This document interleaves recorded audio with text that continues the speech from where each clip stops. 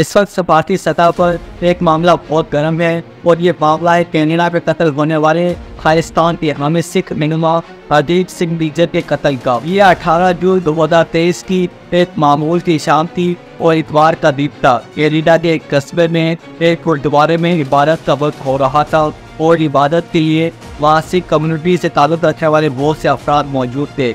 ऐसे में गुरुद्वारे की पार्किंग से फायरिंग की आवाज़ आना शुरू हो गई। दो रंगापोशों ने एक शख्स पर बेतहाशा गोलियां बरसाकर उसे कत्ल कर दिया। कत्ल होने वाले शख्स की शनाख्त गुरुद्वारे के सरबराह और खालिस्तान के हामी सिख रहनुमा हरदीप सिंह निज्जर के नाम से हुई। इस कत्ल के ठीक 3 माह बाद कनाडा के वज़ीर-ए-आज़म जस्टिन ट्रूडो ने कनाडा की पार्लियामेंट में एक बयान दिया। Canadian security agencies have been actively pursuing credible allegations of a potential link between agents of the government of India and the killing of a Canadian citizen, Hardeep Singh Nijjar. Canada के वज़ीर-ए-आज़म ने इल्ज़ाम आयद किया कि Canadian शहरी हरदीप सिंह निज्जर को खालिस्तान के हामी थे। उनके कत्ल में इंडिया मुलव्विस है और इंडिया की खुफिया एजेंसी रॉ ने ये कत्ल किया है। और इसके बाद कनाडा ने इंडियन सफारतकार पवन कुमार को इंडियन खुफिया एजेंसी रॉ का कनाडा में चीफ बताते हुए उसे मुल्क बदल कर दिया। इसके जवाब में इंडिया ने भी एक आला कैनेडियन सफारतकार को मुल्क छोड़ने का हुक्म जारी कर दिया और कनाडा पर ये इल्ज़ाम आयद किया कि वो खालिस्तान के हामियों को अपने मुल्क में पनाह दे रहा है।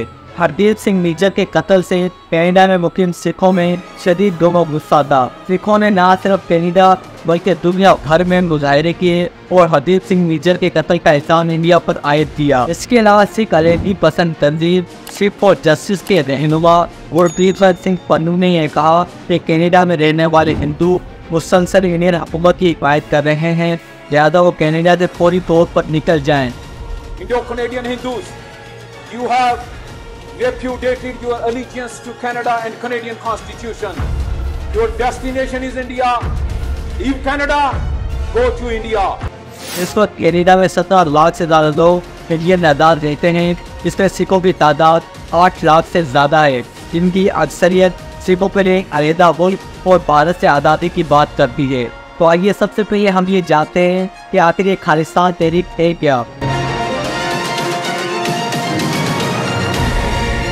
खालिस्तान और खालिस्तान की आज़ादी की तहरीक के बारे में जानने से पहले हम जरा ये जान लेते हैं कि आखिर सिखिज़म क्या है।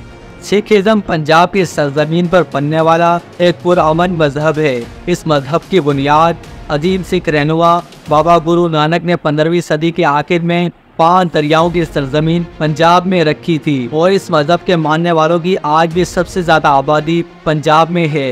इस मजहब के मानने वालों को सिख कहा जाता है। इस वक्त पूरी दुनिया में 3 करोड़ से ज़्यादा सिख रहते हैं, जिसका 90% हिस्सा पंजाब में आबाद है। 1947 में जब सिखों ने इंडिया के साथ जाने का फैसला किया तो जवाहरलाल नेहरू ने सिखों के साथ 2 अहम तरीन वादे किए। पहला वादा तो ये किया गया कि उन्हें आज़ाद हिंदुस्तान में एक आज़ाद सूबा दिया जाएगा। इसके अलावा हिंदुस्तान के आइन में कोई ऐसी बात नहीं लिखी जाएगी जिससे सिख रहनुमा इत्तेफाक न रखते हों। मगर फिर 1950 में जब आज़ाद हिंदुस्तान का आइन लिखा गया वो सिखों को वो तमाम हकूक़ नहीं दिए गए जिनका उनसे वादा किया गया था। लिहाजा सिखों ने इंडिया के आइन को मानने से इनकार कर दिया। मगर सिखों की इंडिया से नाराज़गी सिर्फ 1950 के आइन में नहीं थी। इंडिया ने सिखों के खिलाफ इससे बढ़कर एक और कदम ये भी उठाया तो उन्होंने हरियाणा के हिंदू अक्सरती इलाकों को सिखों के सूबे पंजाब में शामिल कर दिया, जिससे सिखों की आबादी कम हो गई और सिख अपने ही सूबे में अक़लियत में तब्दील हो गए।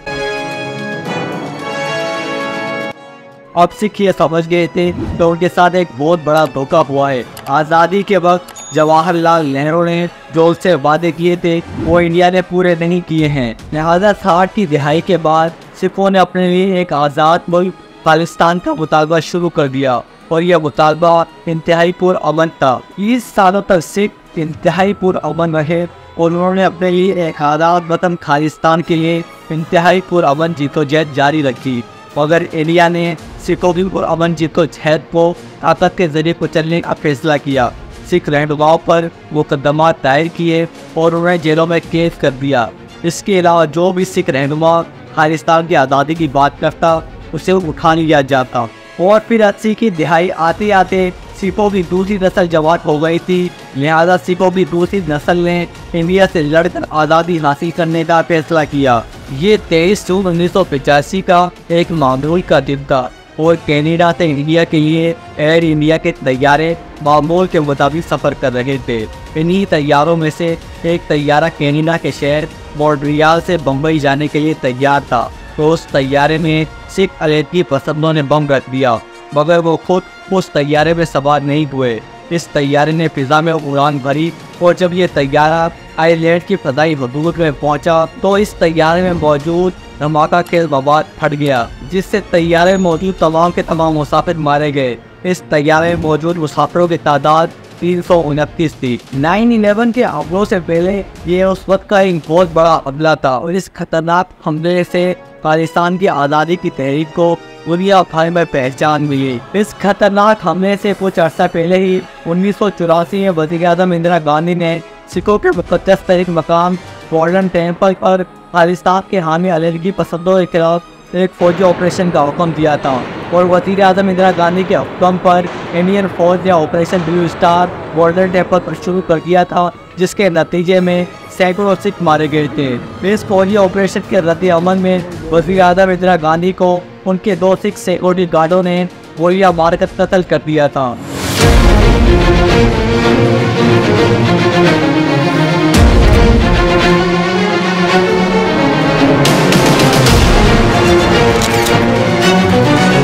इंदिरा गांधी के कत्ल के बाद पूरे इंडिया में सिखों के खिलाफ एक नफरत की लहर उमड़ पड़ी और पूरे इंडिया में सिखों को चुन चुन के मारा जाने लगा। और फिर सिखों के खिलाफ होने वाले जुल्म के जवाब में 1985 में कनाडा में एयर इंडिया के तैयारों को खालिस्तान के हामी अलेठी पसंदों ने एक बम के जरिए उड़ा दिया। हरदीप सिंह निज्जर का ताल्लुक इंडियन पंजाब के जिला बरा सिंहपुरा से था।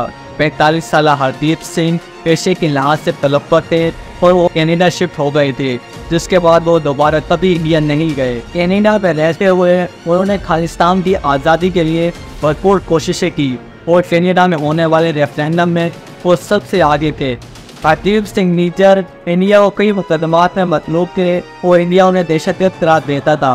इंडिया ने हरदीप सिंह निज्जर की गिरफ्तारी के लिए 10 लाख का ऐलान भी कर रखा था। अपने कत्ल से चंद रोज पहले ही हरदीप सिंह निज्जर कनाडा में होने वाले एक परेड में शामिल हुए थे, जिसमें इंडियन वज़ीर-ए-आज़म इंदिरा गांधी की तस्वीर कशी की गई थी। और इस परेड के ठीक 10 दिन के बाद हरदीप सिंह निज्जर को गोलियां मारकर कत्ल कर दिया गया।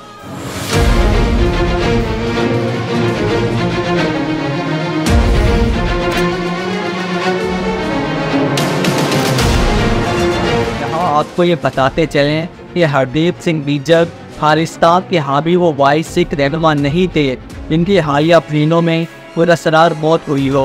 इसके अलावा 2 और खालिस्तान के हामी सिख अलेठी पसंद रहनुमा भी पुरअसरार तौर पर हालिया महीनों में मारे गए हैं।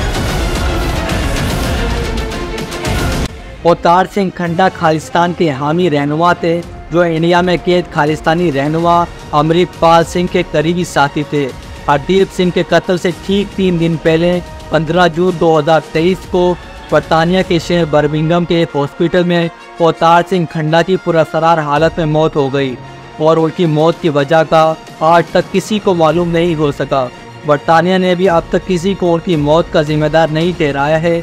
अलबत्ता यहाँ भी वही शुबा है कि अवतार सिंह खंडा की मौत में इंडिया की खुफिया एजेंसी RA का हाथ है। मई 2023 में पाकिस्तान के दूसरे सबसे बड़े शहर लाहौर में खालिस्तान के हामी सिख अलेठी पसंद रहनुमा परमजीत सिंह परिवार को कत्ल कर दिया गया था, मगर उनके कातिलों का आज तक कोई पता न चल सका। परमजीत सिंह का ताल्लुक खालिस्तान कमांडो फोर्स से बताया जाता है। वो इंडियन पंजाब के ज़िला तरन पंजवार से ताल्लुक़ रखते थे और सिखों के लिए एक अलग आज़ाद मुल्क खालिस्तान के हामी थे। इंडिया में इस वक्त खालिस्तान की आज़ादी की तहरीक तकरीबन ख़त्म हो गई है, क्योंकि इंडिया में रहकर खालिस्तान की आज़ादी की बात करना कोई आसान काम नहीं है, क्योंकि जो भी इंडिया में रहकर खालिस्तान की आज़ादी की बात करता है या तो उठा लिया जाता है या उसे कत्ल कर दिया जाता है। सिर्फ पिछले साल की ही बात करें तो इंडिया में रहते हुए एक सिख रहनुमा अमृतपाल सिंह ने खालिस्तान की आज़ादी की बात की थी और उनकी हिमायत में हज़ारों सिख सड़कों पर निकल आए थे। इंडिया ने एक बार फिर शुरू होने वाली खालिस्तान की आज़ादी की इस लहर को पूरी ताकत के साथ दबा दिया और इस वक्त अमृतपाल सिंह और उनके सैकड़ों हामी इंडिया की जेलों में कैद हैं।